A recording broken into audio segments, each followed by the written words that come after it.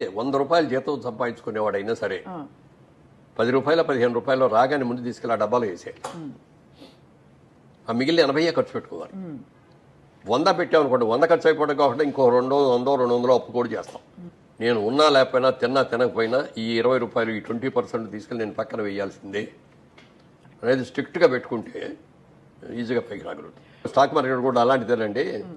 ఏ రోజున ఏ రేట్లు ఎందుకు పెరుగుతున్నాయో తెలియదు, ఎందుకు పడిపోతున్నాయో తెలియదు. ఇది బ్రహ్మాండంగా ఉంది అని అందులో పెడతాం. అంటే ఏదైనా డబ్బు సంపాదించడానికి కష్టపడి సేవ్ చేసుకున్న దానికి ఉన్న విలువ ఇది ఆర్టిఫిషియల్గా ఏదో పెట్టుబడి పెట్టేసి ఊరినే వచ్చేసింది. ఒక లాటరీ వచ్చింది అని అంటే దాంట్లో కూడా వచ్చినప్పుడు బాగానే ఉంటుంది, సంతోషంగానే ఉంటుంది.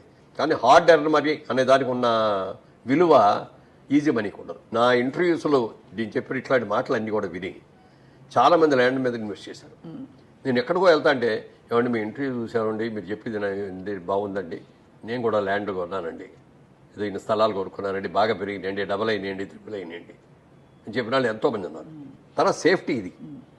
ఇప్పుడు ఏదైనా కొంటే, ఇప్పుడు వ్యాపారం చేసేవారు, వ్యాపారంలో లాభం రావచ్చు, నష్టం రావచ్చు, కానీ భూమికి మీద నష్టం ఉండదు.